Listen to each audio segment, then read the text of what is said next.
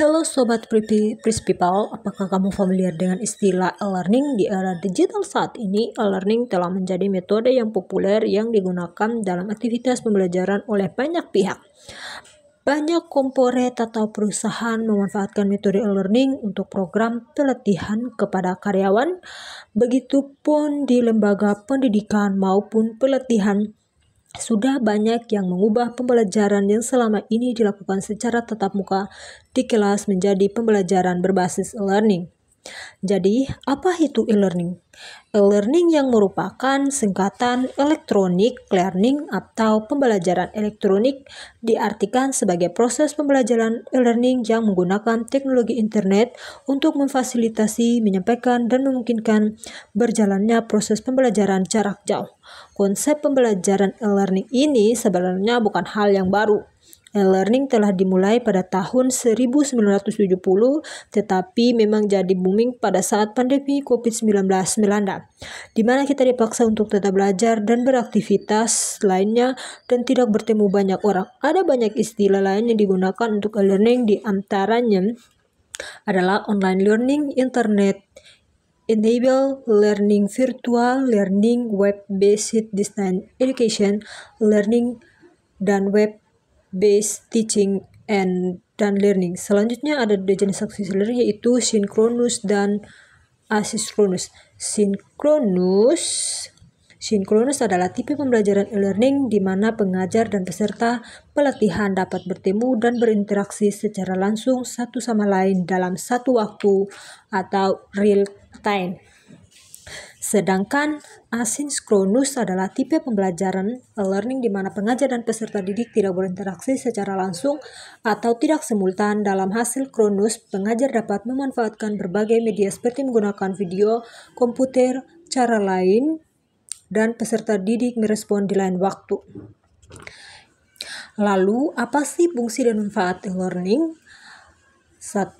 Aksesibilitas dan fleksibilitas. E-learning memungkinkan akses pembelajaran yang mudah dan fleksibel bagi karyawan di berbagai lokasi geografis. Mereka dapat mengakses materi pembelajaran kapan saja dan di mana saja melalui platform pembelajaran online.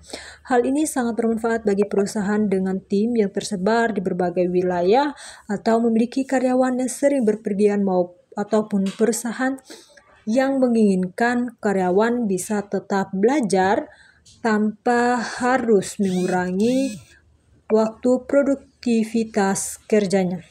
Kedua, efisiensi biaya. E-learning dapat mengurangi biaya yang berkaitan dengan paket tradisional seperti biaya perjalanan, akomodasi, dan fasilitas pelatihan. Dengan adanya pembelajaran online, perusahaan dapat mengurangi biaya administrasi, cetakan, dan pengiriman materi pelatihan fisik. Yang ketiga, pembelajaran yang dapat disesuaikan. E-learning memungkinkan perusahaan untuk menyusun program pelatihan yang dapat disesuaikan dengan kebutuhan karyawan mereka. Mereka dapat mengakses konten pelatihan yang relevan dengan pekerjaan mereka, memilih sesuai tingkat kesulitan, dan belajar sesuai kecepatan mereka sendiri. Ini membantu meningkatkan efektivitas pembelajaran dan memastikan karyawan beroleh pengetahuan yang relevan. Keempat, pelacakan dan evaluasi yang mudah. E-learning menyediakan alat dan fitur pelacakan yang memungkinkan perusahaan untuk melacak kemajuan pembelajaran karyawan secara real time. Data ini dapat digunakan untuk mengevaluasi efektivitas pelatihan, mengidentifikasi area yang perlu ditingkatkan, memberikan umpan balik yang spesifik kepada karyawan. Yang kelima, pembelajaran mandiri dan swadaya. E-learning memungkinkan karyawan untuk mengambil inisiatif dan bertanggung jawab atas pembelajaran mereka sendiri. Karyawan yang merupakan peserta belajar dapat memilih topik yang paling relevan bagi mereka, mengatur jadwal belajar mereka sendiri, dan mengakses sumber daya tambahan jika diperlukan.